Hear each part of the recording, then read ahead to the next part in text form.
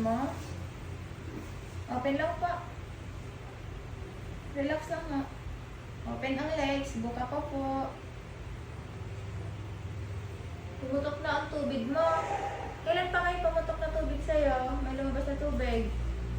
Mula po kanina po, hanggang po kaninang umaga. Open mo na. Open mo na. I-open mo muna ito.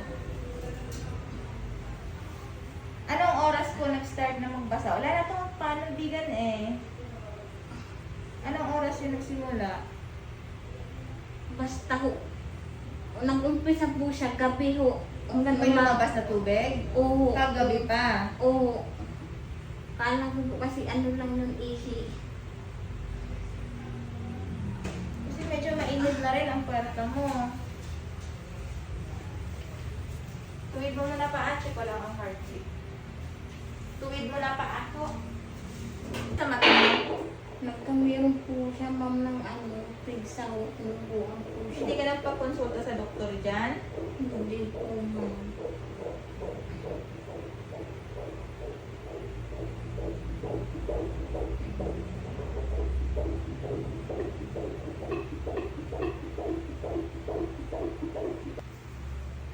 Damit mo, itaas mo pa yung mabasa yun mamaya.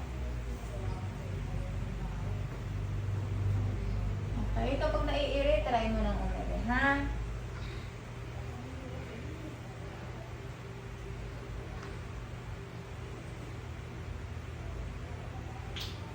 Kapag may hilab, ma'am, mag-push ka na po, ha?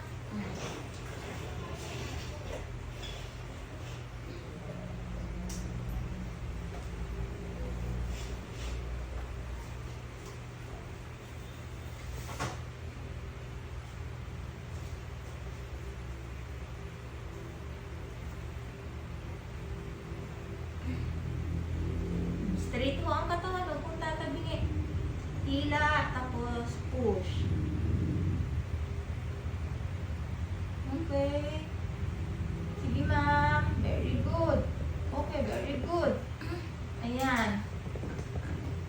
Okay, very good, ma'am. Go, ma'am. Okay. Okay po. Okay, very good. Kita ko lang po. Kanti na lang po. Good job. Isang push me. Huwag aangat lang ang puwet ha para hindi mapilas. Okay, isang pa po, mami. Ayan na. Okay. Very good. Okay, ito na.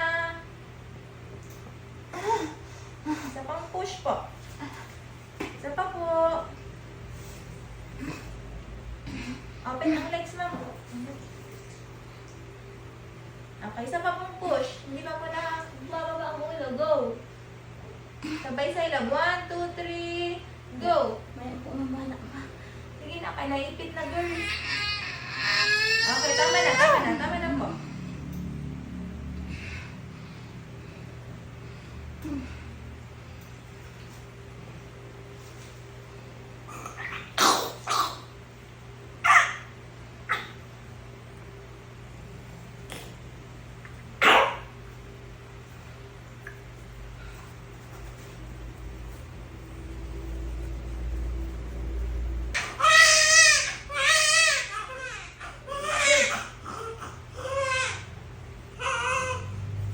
Medyo mainit na po si baby ha.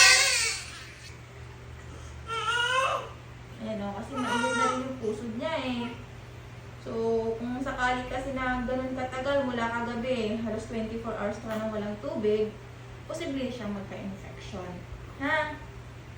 So, wala naman kayong babayaran dito sa panganganak. Yun lang talaga yung para kay baby, yun ang kailangan yung bayaran or gastusan niya. Ha?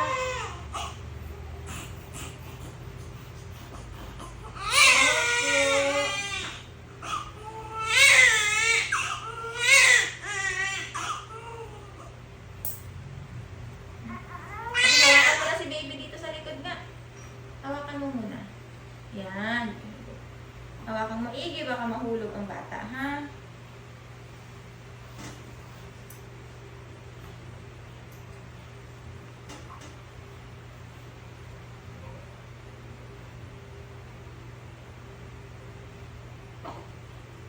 Makan po.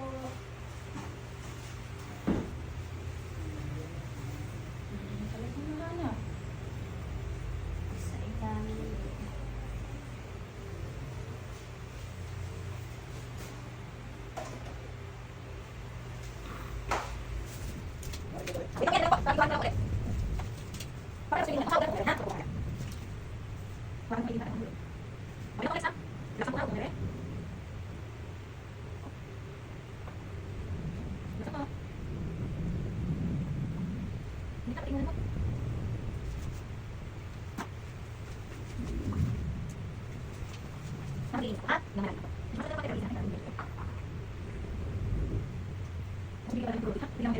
Para sa